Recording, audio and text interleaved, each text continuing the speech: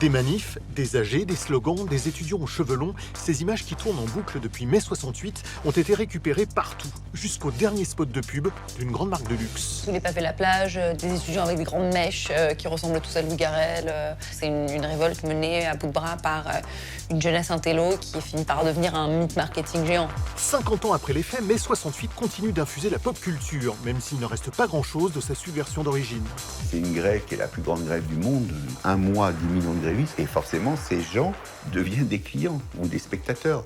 Mai 68 est partout, jusqu'au Festival de Cannes. Sur la croisette, l'hommage passe par la présence en compétition de Jean-Luc Godard, symbole vivant de cette époque contestataire.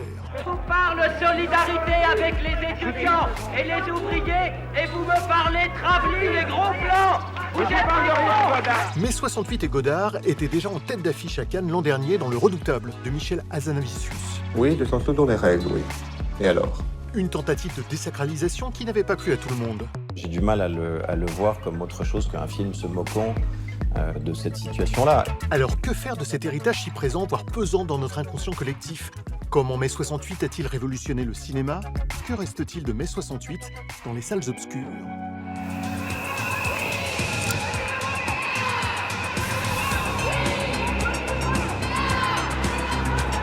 Des pavés au défilé. L'iconographie 68 art est tellement puissante qu'elle est toujours à la pointe de la mode 50 ans plus tard.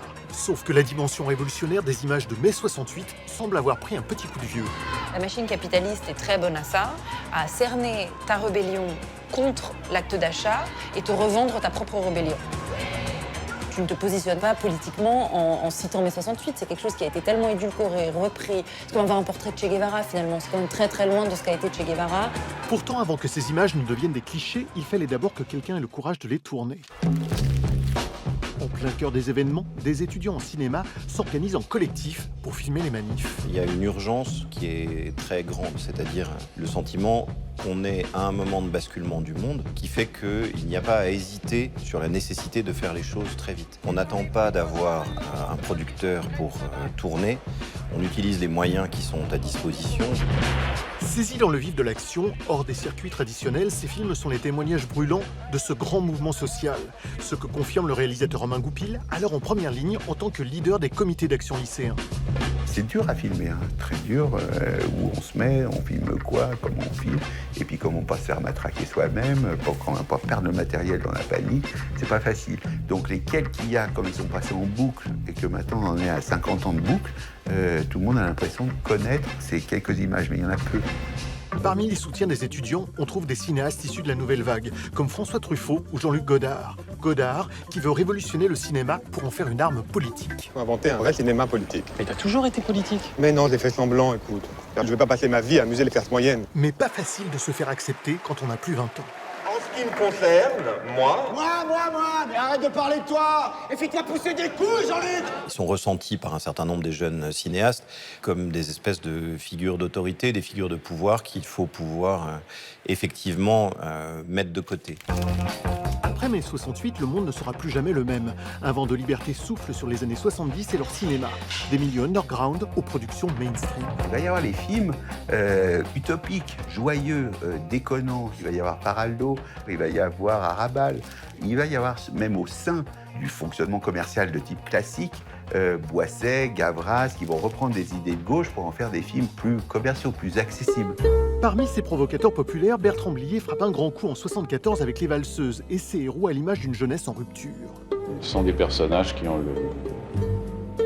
le feu sous les pieds, qui ne peuvent pas rester en place. Il y a des plans quand même pour qu'ils les conçoivent, qu'ils les fassent et que les acteurs jouent comme ça. Ils vont les chercher quand même dans un truc qui était de génération, de virulence, d'insolence, de refus complet de tous les cadres habituels. J'ai envie de m'amuser, j'ai pas envie de me faire chier à travailler. Mais les temps changent et le cinéma contestataire passe de mode. Mai 68 devient la chasse gardée de quelques 68ards qui en font une toile de fond pour des œuvres sentimentales inspirées de leurs souvenirs. On a effectivement essentiellement des témoins, ce qui est le cas même d'Olivier Assayas. Lorsqu'il filme les années de l'après 68, c'est en tant que quelqu'un qui se remémore son adolescence et sa jeunesse. On réinvente le monde à notre façon. C'est encore le cas de Jacques Martineau et Olivier Ducastel qui filment Laetitia Casta en 2008 dans Né en 68. une des plus grandes chances qu'on a pu avoir, de notre génération, enfin ma génération, c'est qu'on a eu plein de jeunes profs. Ils étaient très jeunes et ils avaient à peu près tous fait mai 68. Et donc, ils étaient vraiment rigolos, quoi. Ils avaient des idées modernes. Franchement, ils nous parlaient de politique, quoi. Faut pas se laisser laminer par le système et perdre ton indépendance d'esprit. Tu vois, moi, par exemple, je vais pas rester prof très longtemps. J'ai trouvé l'expérience assez excitante, voilà, en me disant c'est l'occasion de se replonger là-dedans, de réfléchir. Vous prenez pour des révolutionnaires? Vous êtes juste des glandeurs! Mais comment s'emparer du sujet quand on n'a pas vécu mai 68 ou qu'on refuse toute nostalgie? En 2017, Michel Hazanavicius est le premier à oser tourner le mythe en dérision. Avec son pourtant génial Karel Godard en mascotte souffre-douleur, le redoutable divise à Cannes. C'est un peu comme tu peux imaginer, hein. Ça part dans tous les sens, mais c'est très vivant. Je trouve le film extrêmement joyeux parce qu'il ose dynamiter, se foutre de la gueule d'eux, et le pape des papes qui est Jean-Luc. Vous avez pas peur que ça dégénère? Ah non, pas du tout, non. Non, au contraire, je trouve qu'il y a vraiment une bonne ambiance, là. Ça a été mal pris par toute une partie des cinéphiles qui disent on n'a pas le droit de se moquer d'eux, et par les autres qui ont dit on n'en a rien à foutre de 68. Pas étonnant donc qu'on ne trouve aucun film de fiction conçu pour le cinquantenaire de mai 68. Ah, c'est décevant, hein. Alors que faire, comme disait Lénine? Peut-être simplement prendre son mal en patience. Je sens plus une cassure avec mai 68 qu'une envie de continuité ou de célébration. Il faudrait attendre que tout le monde soit mort pour en faire un événement. C'est plus de 50 ans, à mon avis, pour que ça puisse avoir une espèce de sex appeal plus important. À moins que la fiction ne fasse pas encore le poids face au réel. C'est un peu difficile aussi, je trouve, de mettre en concurrence en fait la fiction avec des choses aussi fortes. C'est vrai que c'est plus facile, d'une certaine façon, de représenter la cour de Louis XIV. Il n'y a pas d'image, donc du coup, ça justifie d'en faire.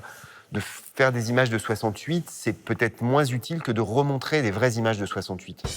On va s'en contenter en attendant la grande fresque historique que mai 68 mérite. Soyons réalistes, demandons l'impossible.